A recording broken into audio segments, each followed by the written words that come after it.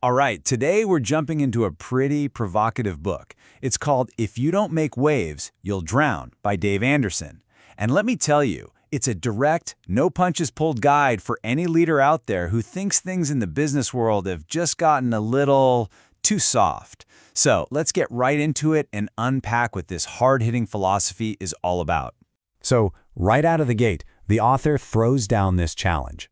This is not your typical feel-good business manual. Nope, it's actually designed to make you squirm a little. He basically says, if you're not uncomfortable at some point, he didn't do his job. He believes that little bit of discomfort is exactly where real growth begins. Okay, so what's the big problem he's trying to tackle here? Well, he pretty much declares war on what he calls wimpy leadership.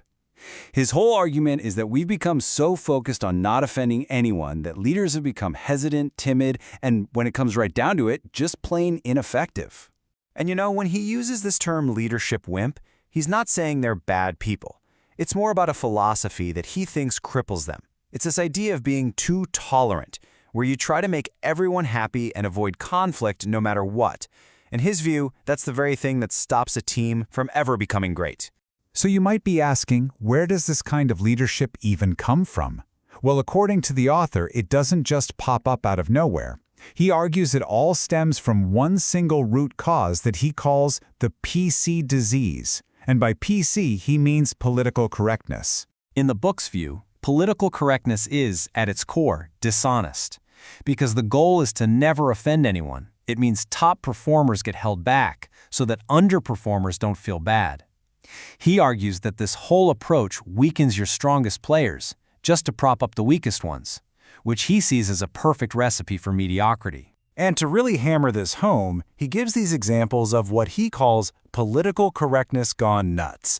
I mean, just look at this list. He's talking about schools that get rid of failing grades, managers who give these super sugar-coated performance reviews. He sees this trend popping up everywhere, and his big claim is that it just chips away at personal responsibility across the board. So what's the bottom line here? The author's conclusion is that a politically correct culture is just toxic for a business. He uses this really vivid and not so flattering term for it. He calls it an organizational outhouse, a place where the morale of your best people gets completely drained and getting real results becomes almost impossible. Now, this PC disease, as he calls it, doesn't just stay there. In his view, it leads directly to a huge symptom inside the workplace, what he calls a culture of entitlement.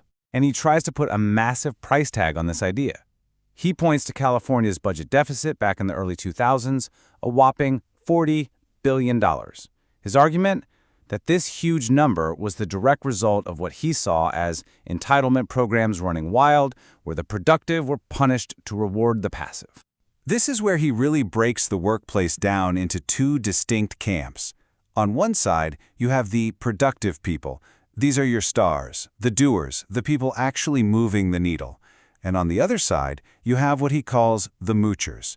That's his term for employees who, in his view, are way more focused on what they're owed than on what they contribute. And this quote right here, it just perfectly captures his whole argument on entitlement.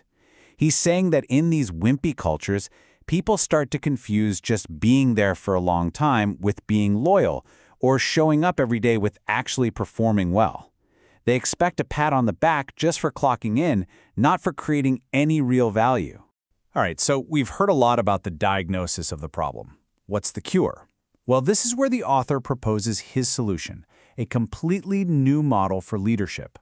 One that's tough, direct, and unapologetically politically incorrect. So this ideal leader, according to the book, has 4 core traits. First, they discriminate. And what he means is they give their best to their best people. It's about merit.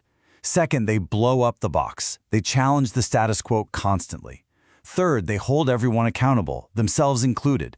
And fourth, they give brutally honest feedback because they believe that's the only way to actually improve. Okay, that all sounds pretty intense. But how do you actually do it? How do you put it into practice?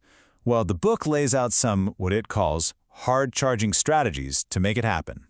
Now, this brings us to one of the book's most provocative arguments, and it's all about hiring.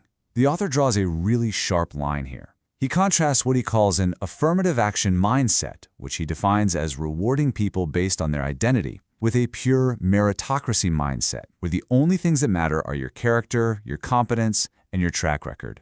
And it's really interesting.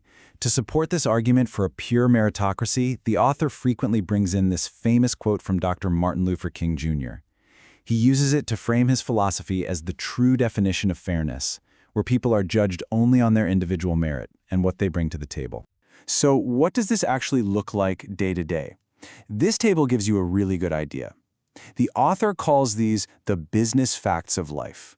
Think of them as the non-negotiable ground rules. Like no welfare state, it's a meritocracy. Or prove yourself daily. Your resume from 10 years ago doesn't matter as much as what you did today. And maybe the most direct one, growth is mandatory. If you don't grow, you go. It's pretty clear. So in the end, the book kind of flips the script and turns the challenge right back on the reader. It basically asks leaders to stop blaming external factors and to first just look in the mirror. So we'll leave you with that exact same question. In your own situation, with your own unique challenges, what would a politically incorrect leader do? It's definitely a provocative thought to end on,